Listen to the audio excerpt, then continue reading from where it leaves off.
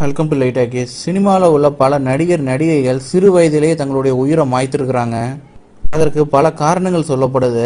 தப்பான வழியில் பணம் சம்பாதிக்க நினைக்கிறவங்க, மன அழுத்தத்தால் பாதிக்கப்பட்டவங்க, கடன் பிரச்சனையால் மூழ்கி இருக்கிறவங்கன்னு இதுக்கு காரணங்கள் சொல்லிக்கிட்டே போகலாம். அப்படி எந்தெந்த முக்கிய நடிகைகள் இந்த தமிழ் சினிமாவில் சிறு வயதிலேயே தங்கள் உயிரை விட்டுருக்காங்கன்னு பார்க்கலாம். முதல்ல பார்க்க போகிறது நடிகர் குணால். நடிகர் குணாலுடைய இந்த காதலர் தினம் படம் இன்னமும் மக்கள் மனசுல நிலைச்சு நிக்குது. காதலர் தினத்துக்கு அப்புறம் பார்வை ஒன்றே போதுமே, வருஷமெல்லாம் வசந்தம், இன்னும் பல படங்கள் கொடுத்தாரு. ஆனா எந்த படங்களுமே சரியா ஓடல. ஒரு கட்டத்துல காதல் தோல்வி தாங்க முடியாம தூக்கிட்டு தற்கொலை பண்ணதா சொல்லப்பட்டுச்சு. 1977 பிறந்த குணால் அவர்கள் 2008 மரணம் அடைஞ்சது தமிழ் ரசிகர்களுக்கு மிகப்பெரிய ஒரு சோகத்தை உண்டாக்குச்சு. அடுத்து பார்க்க போறது நடிகர் சாய் பிரசாத். இவர் பல நாடகங்களையும் படங்களையும் நடிச்சவர். இவர் தன்னுடைய 30வது வயசுல மன அழுத்தம் தாங்க முடியாம தூக்கிட்டு தற்கொலை பண்ணாரு. அடுத்து பார்க்க போறது நடிகர் முரளி.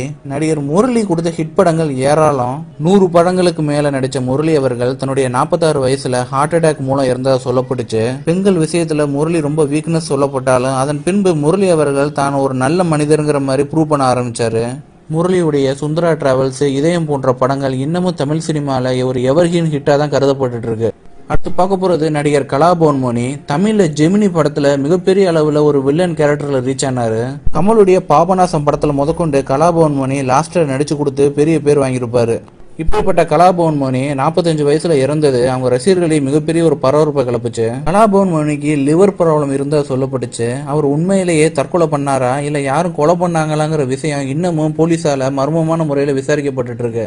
அடுத்து பார்க்க போறது நடிகை மோனல். இவங்க சிம்ரனோட தங்கை.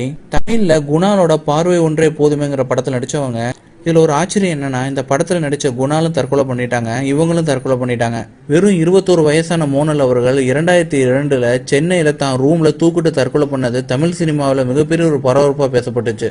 அடுத்து பார்க்க போறது எடிட்டர் கிஷோர். இவர் வெற்றிமாறன் படத்துக்கு நேஷனல் பிலிம் அவார்டு வாங்கினவர். மூளையில கட்டி இருந்ததா சொல்லப்பட்ட எடிட்டர் கிஷோர் அவர்கள் தொடர்ந்து 4 நாட்களா வேலை பார்த்ததால இறந்ததா சொல்லப்பட்டுச்சு. தேங்க்யூ. தேங்க்ஸ் ஃபார் வாட்சிங்.